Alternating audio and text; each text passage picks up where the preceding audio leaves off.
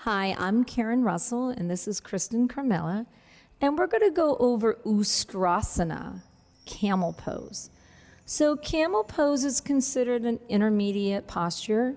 I find that this is a very tricky posture. When I teach this posture, you have to really protect the low back. And so many times I've been in classes where a teacher just says, and now go into Ustrasana, and everybody just wrenches their back.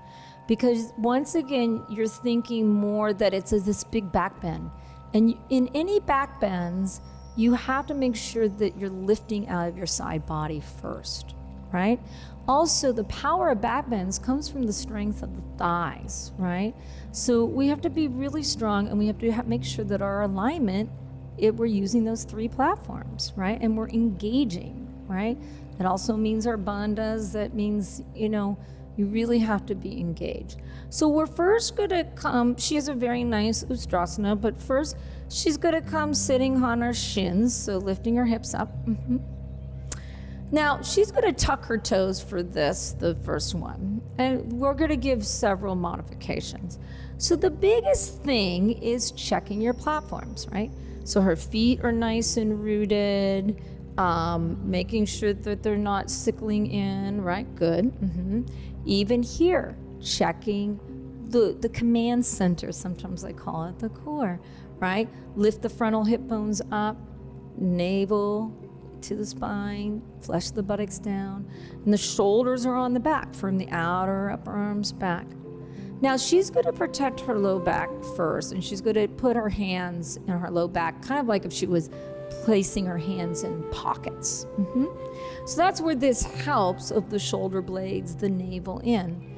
And if you could imagine that your hips were like a crank, almost like every time we go through this, you're pushing the hips forward and the thighs forward as the heart lifts and you start to look and go back and you track the ceiling. If you can keep that in mind, that every time you're pushing the hips forward, navel in, and then the heart, and then you track, you're going to protect your low back.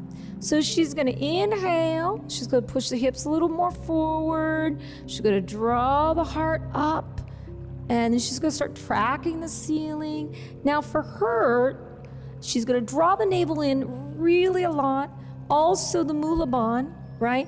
And then bring one hand down at a time to the heels, and then push the hips more forward as she does that. So as soon as the hands go to the heels, you want to push your hips more. Now you're definitely using Mula Bandha here. You're squeezing the pelvic floor, you're lifting it up, and you want to make sure that you're lifting up and out of the side body. Most important, push those hips forward. If you are against the wall, your hips, your thighs should still be to the wall. Maybe not the hips if you're this far back, but definitely your thighs. Now, she should also be able to talk like this. So say something. So if you start feeling like you can't talk, then get out of the posture. So you don't want to move your head from side to side, but you definitely should be able to talk.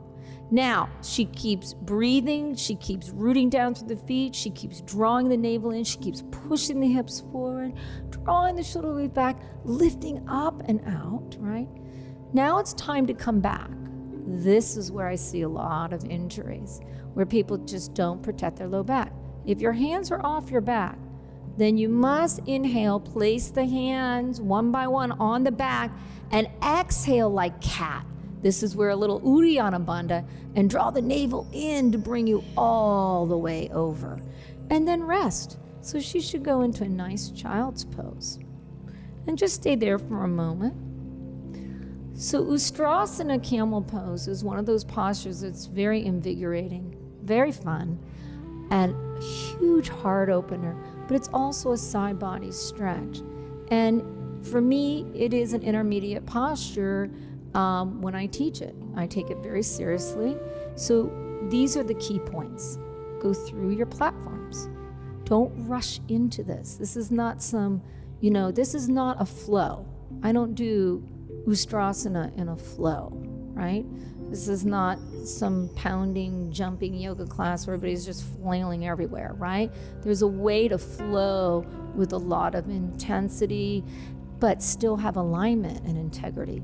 So with this posture, check your alignment. The biggest thing when you start, before you start opening up to your Ustrasana camel, is it's the hips. You must draw the navel in, frontal hip bones go up, and you must push the hips forward as you go back, and you must keep thinking that way. Then push the hips forward, back a little bit more. It's like a little crank wheel that's pushing your hips forward as the heart lifts and goes back. Also make sure the heart lifts as you go back. If you can't reach your hands to your heels, and then don't do it, right? Just keep your hands on your back pocket there, holding your hips and opening. So Kristen, why don't we show that, just keeping your hands. I like starting with the toes tucked, and you can always, if you feel like you can go further, you can always have the tops of the feet. But to start, have the toes tucked. She can place her hands. She's doing the checkpoints. She's lifting the navel in, flush the buttocks down, shoulders back. She inhales, pushes the hips forward as the heart lifts, and she starts to open up. Her gaze is tracking the ceiling, staying right there. But you have to keep pushing the hips forward, opening up the heart. Do a little mulaband. Lift the pelvic floor. Let that support you, right? And then inhale, and then exhale. Relax how you would. You can go into child's pose, okay? So you don't have to release your hands all the way back. Now, we're going to show you an option. What if you're almost there? Maybe you feel like you can go a little further. You want to take your hands off your low back. Great. So I'm going to use 3 blocks right now, but she's going to take 1 block and put it in between her thighs. And the reason why I'm having her do this is because it's that hugging in action. Whenever we hug in, if we can actually hug in as much as we do when we're squeezing a block during our regular practice, it would be amazing. But you know, we usually forget. So she's going to come up on her heels. She's going to take the block in between her thighs. And come up on the shins, just like if you would. Sit right up. Good. Now take both your blocks and put them on the outside of like your shins or near your feet. I would put them on the higher one. No, more further up by your ankles. Because I don't think you're going to go back that far. I would bring them up a little further, because if you're newer to yoga, you're not going to probably reach that far back. And bring them close in so you can reach them. Yep.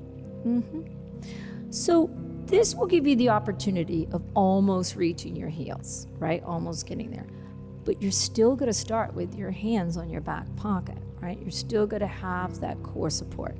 So she's going to place her hands just like you would normally on the back pocket. She's going to go through checkpoints, draw the navel in, shoulders back.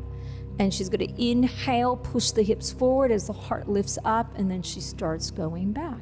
She keeps pushing the hips forward. Heart lifts up, shoulders back. And then she's going to reach for the block. As soon as she reaches for the block, make sure that you're pushing forward. So as soon as you let your hands off your back, you do not want to injure your back. So push the hips forward. Draw the navel in and squeeze. Same thing for coming out of it, right? So now she's going to come out of it. She's not just going to let her belly hang, right? She's going to draw the navel in, squeeze, inhale, place the hands, and then exhale like cat, right? To allow her lift the rest of the body up. So that exhalation is the Uddiyana Bandha, right? So now you start to see how the bandhas work, how the platforms work.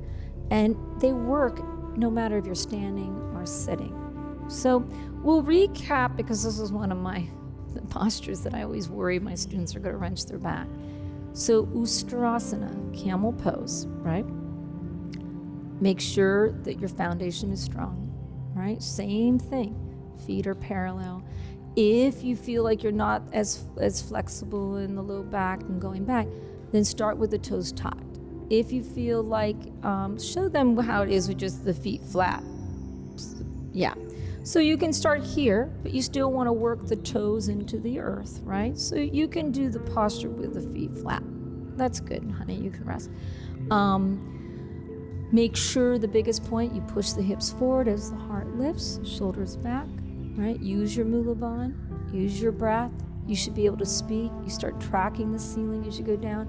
Perhaps maybe you can lift one hand off and the other hand off. As soon as you lift your hands off your low back, draw the navel in and squeeze, right, the perineum. Go into Mula Bandha. As you come up, this is a very important tip. You bring the hands on the hips. As you exhale, use your Uddiyana Bandha to kind of give that little and then that will lift the rest of your torso up, and then relax. So Ustrasana, camel pose, excellent posture for opening up the heart, strengthening the low back, but it is an intermediate posture. Ustrasana, camel pose.